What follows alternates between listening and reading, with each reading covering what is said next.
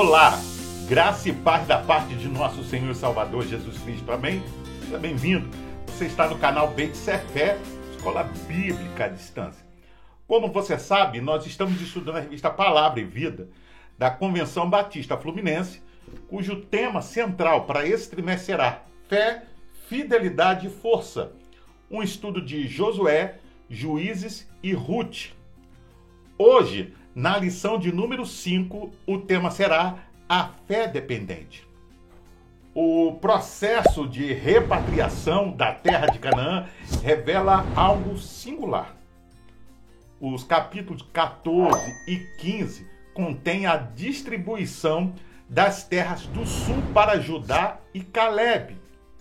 Já os capítulos 16 e 17 explicam a repartição das terras centrais para os filhos de José. Os capítulos 18 e 19 tratam da divisão do restante da terra e o capítulo 20 vai localizar as 6 cidades de refúgio, dentre as 48 cidades dedicadas aos levitas. As cidades refúgios foram especificamente designadas. Desta forma, uma pessoa que acidentalmente matasse alguém e quisesse fugir para ter segurança e ter um julgamento justo, teria que ir para uma delas. Caso fosse para qualquer outra cidade, ele não seria protegido. Elas eram acessíveis a todos. Havia 3 cidades de cada lado do Jordão.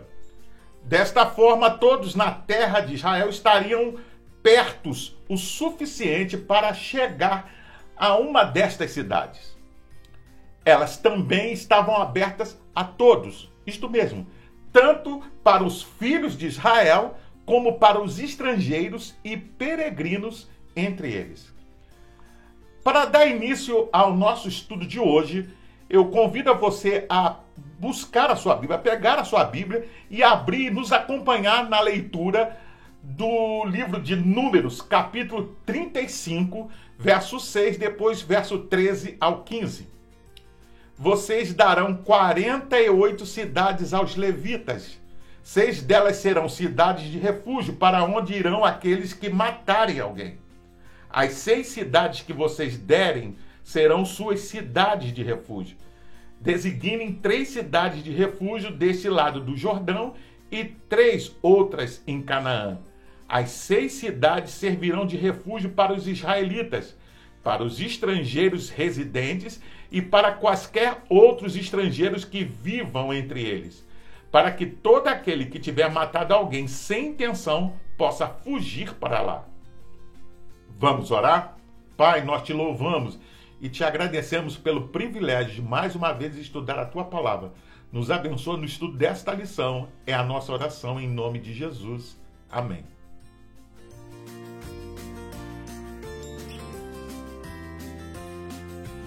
Pois bem, uma pessoa que cometesse um delito sem intenção tinha que chegar à cidade refúgio para estar seguro, pois o vingador do sangue estava procurando para matá-lo ao encontrá-lo.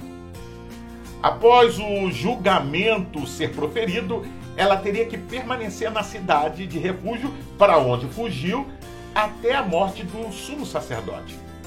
Porém, nem todo mundo podia ser aceito nas cidades de refúgio. A concessão, todavia, estava condicionada à natureza do crime. A lei fazia distinção entre o homicídio intencional, ou seja, aquele que tinha premeditação, e o homicídio sem intenção. Quando era culposo, concedia-se o asilo. Se era doloso, executava-se o culpado de assassinato à morte. Você pode ver isso em Números, capítulo 35, os versos 16 ao 21 e depois do verso 30 ao 34. Quais lições podem ser aprendidas com o estabelecimento e o propósito dessas cidades?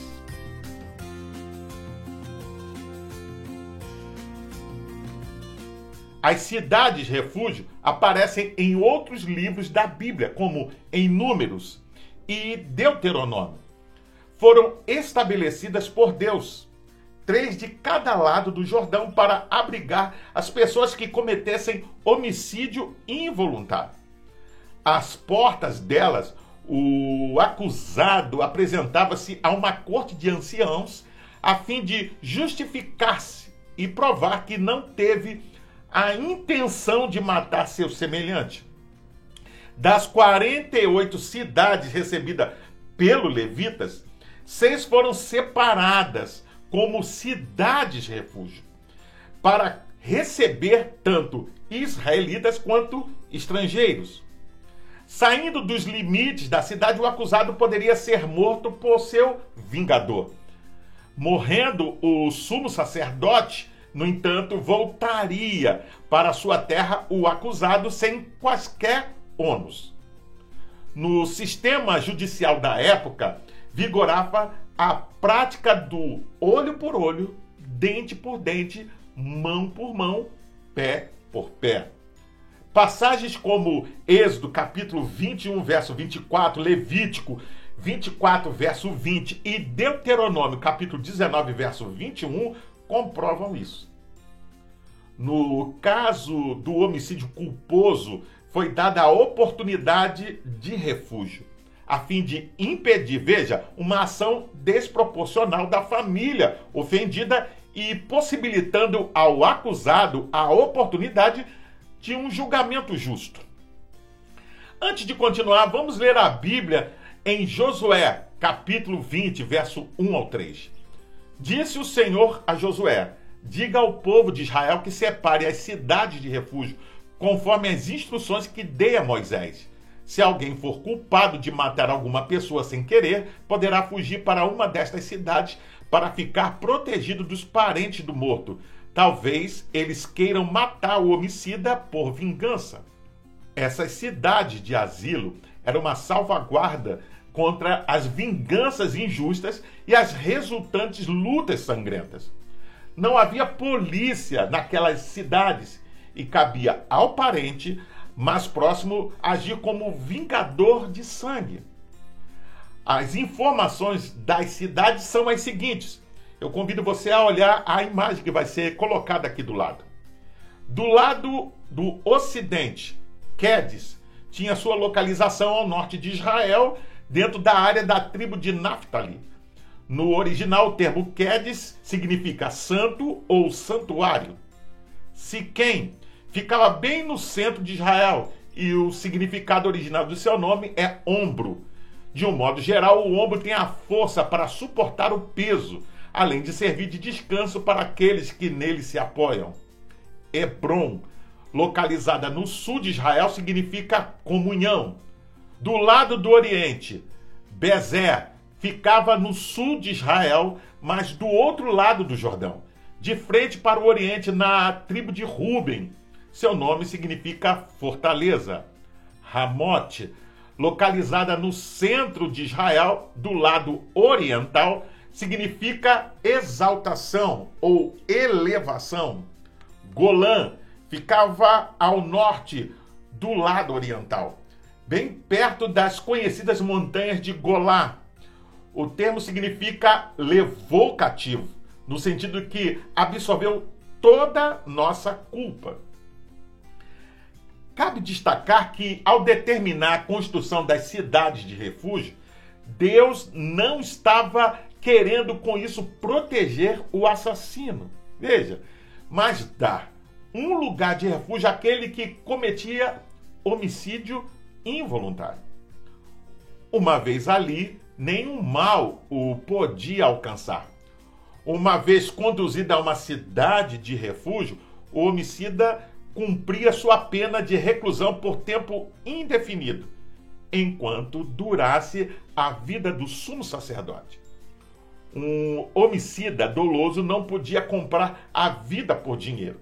Assim também, o homicida culposo não podia comprar a sua liberdade. Ambos haviam matado alguém e só a morte de um homem podia fazer a expiação pela morte. Concluímos assim que o sumo sacerdote de Israel prefigurava o ministério sacerdotal de Jesus. Você pode conferir isso lendo Hebreus capítulo 4, verso 9. Desta forma, podemos ver que com a instituição das 6 cidades-refúgio, Deus queria proporcionar para o infrator arrependido santidade, descanso, comunhão, força, renovo e segurança. Vemos neste caso uma clara manifestação do amor e da graça do Senhor naquele tempo. De um modo geral, o Antigo Testamento é caracterizado pelo tempo da lei.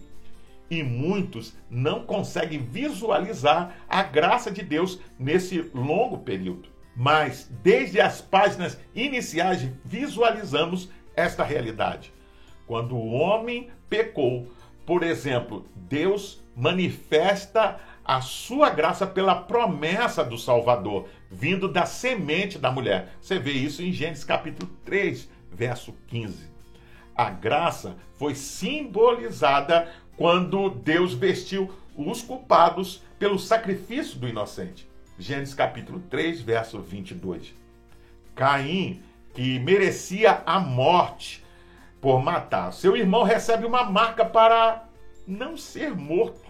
Você vê isso em Gênesis capítulo 4, verso 15.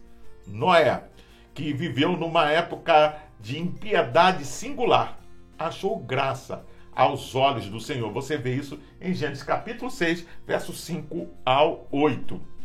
Séculos depois, Deus manifestaria a sua graça instituindo as cidades-refúgio.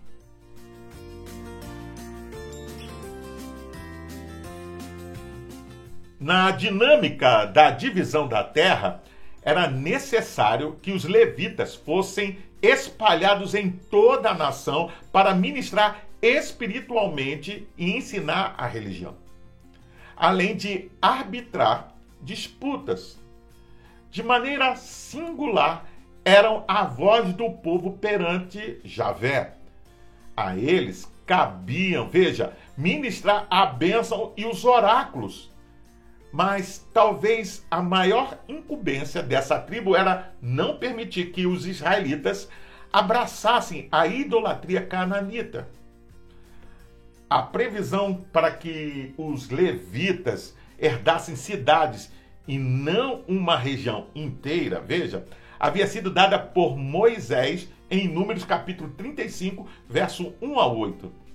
Levi era filho de Jacó e gerou 3 filhos: Gerson, o primogênito, Coate e Merari. Uma vez que os coatitas descendiam da linhagem sacerdotal de Arão, que era neto de Coate e filho de Arão, você vê isso em Êxodo capítulo 6, verso 18 e 20, nesta divisão final precederam ao primogênito. Você vê isso em Josué capítulo 21, verso 4. Deus foi quem escolheu a Arão e seus filhos para servirem como sacerdotes. Antes de continuar, vamos ler a Bíblia em Josué, capítulo 21, verso 1 ao 3. Então os líderes da tribo de Levi foram até Siló para falar com o sacerdote Eleazar, Josué e os líderes das outras tribos. Disseram eles: o Senhor instruiu Moisés no sentido de que nós, levitas, devemos receber cidades para morar e pastagens para o nosso gado. Assim, eles receberam algumas das cidades recém-conquistadas, bem como as pastagens nas vizinhanças delas. Segundo o comentário bíblico Beckham, os cabeças dos pais dos levitas aproximaram-se do comitê de divisão da terra, em nome de sua tribo, e clamaram pela promessa, veja, que Deus lhes fizera. Moisés separou esta tribo para o sacerdócio e lhes encarregou o santuário e seus serviços de adoração. Por esta razão, e porque eles deveriam servir como mestres e pastores para a nação, os levitas não receberam um simples pedaço de terra como as outras tribos. mas foram espalhados entre elas. Os 3 clãs levíticos que foram distribuídos entre as tribos do norte da Palestina e da Transjordânia foram Coate, Gerson e Merari. Desse modo, desde o princípio da história desses povos, aqueles que serviam a Deus em tempo integral eram colocados à parte. Esperava-se que eles se mostrassem eficientes, se fossem aliviados das tradicionais preocupações econômicas e das ansiedades. Pelos seus trabalhos, eles recebiam uma contribuição das posses das outras tribos. Era de grande importância que o povo fosse instruído, veja, no conhecimento da lei e que lhe fossem mostrados exemplos piedosos. Os levitas deveriam ajudar nesse treinamento. Desta forma, o capítulo 21 de Josué apresenta as 48 cidades dos levitas. Veja aqui na projeção que vai estar aqui ao lado.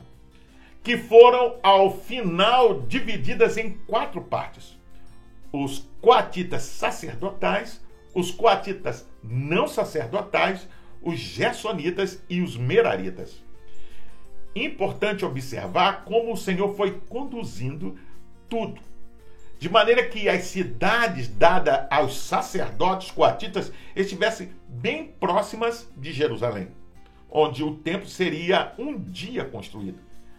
Os coatitas não sacerdotais estavam mais distantes de Jerusalém. As terras dadas aos levitas estavam livres para que eles a usassem para a lavoura e pastagem de seus animais, provavelmente cordeiros, que eram usados para os sacrifícios, bem como outros animais que eram dados pelas demais tribos como dízimo. A similaridade do pedido dos levitas com o pedido de Caleb revela a fé nas promessas do Senhor. Em que pese a promessa, esta tribo também precisou se dedicar e lutar para que ela se concretizasse. O esforço, em linhas gerais, era para que a adoração jamais fosse negligenciada, esquecida ou preterida no cotidiano do povo de Israel. Cabe ressaltar, no entanto, que a maior herança dos levitas era o Senhor, não as cidades em si. O próprio Deus afirma isso. Disse também o Senhor a Arão: na sua terra herança nenhuma terás, e no meio deles nenhuma porção terás. Eu sou a tua porção e a tua herança no meio dos filhos de Israel. Você pode conferir isso lendo Números capítulo 18, verso 20.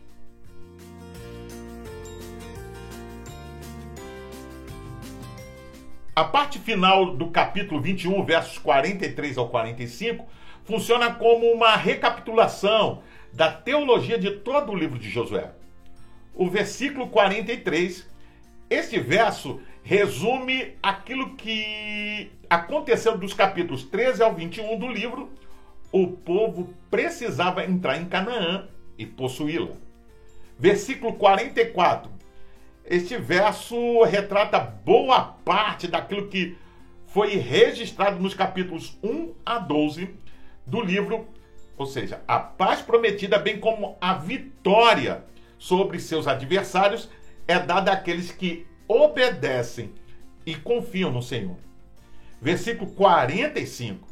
O último verso sintetiza a ideia geral do livro, qual seja, Deus é fiel em cumprir de maneira cabal tudo o que prometeu. É a fidelidade às promessas feitas aos patriarcas e que o apóstolo descreveu como pré-anúncio do evangelho ao Pai da fé. Em ti serão abençoados todos os povos. Você pode conferir isso em Gálatas, capítulo 3, verso 8. Antes de continuar, vamos ler a Bíblia em Josué capítulo 21, verso 43 ao 45. Assim o Senhor deu aos israelitas toda a terra que tinha prometido sob juramento aos seus antepassados. E eles tomaram posse dela e se estabeleceram ali. O Senhor lhes concedeu descanso de todos os lados, como tinha jurado aos seus antepassados. Nenhum dos seus inimigos pôde resisti-los, pois o Senhor entregou a todos eles em suas mãos. De todas as boas promessas do Senhor à nação de Israel, nenhuma delas falhou, todas se cumpriram. Segundo os comentários do Antigo Testamento de Josué, de Martin Ulstra, essa passagem constitui-se uma das seções-chave de todo o livro, pois por ela é possível saber qual é o propósito revelacional do Espírito Santo ao inspirar o autor humano para compor esse livro. Esse propósito é o de deixar que a luz total da revelação caia sobre a fidelidade da aliança de Deus, o qual cumpre, veja, a sua palavra dada aos antepassados. O livro de Josué vê a conquista de Canaã tanto como completa quanto como incompleta.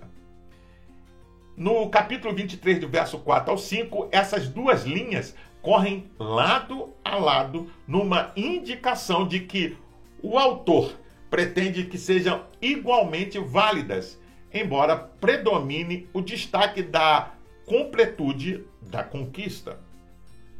Podemos assim ver que temos uma ideia que se repete nesses versos e que serve de grande encorajamento para os servos de Deus.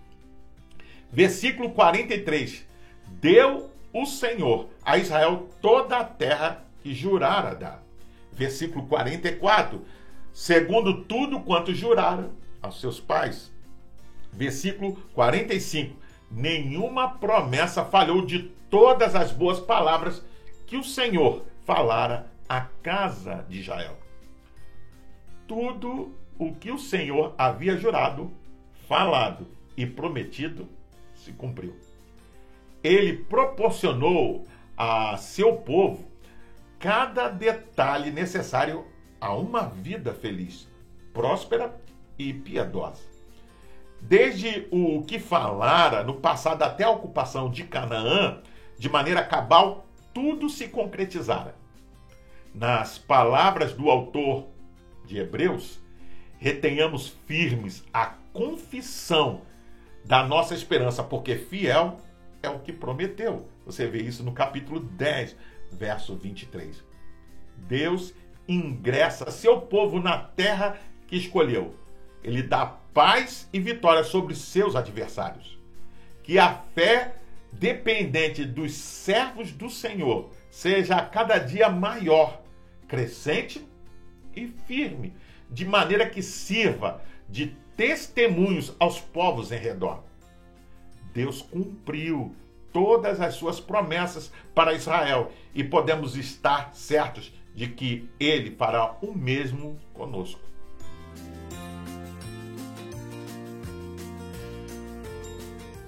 Por fim, antes de encerrar, cabe destacar que, segundo os comentários do Antigo Testamento de Josué de Martin Ulstra, em nenhuma hipótese a ideia de vingança era principal na instituição descrita aqui.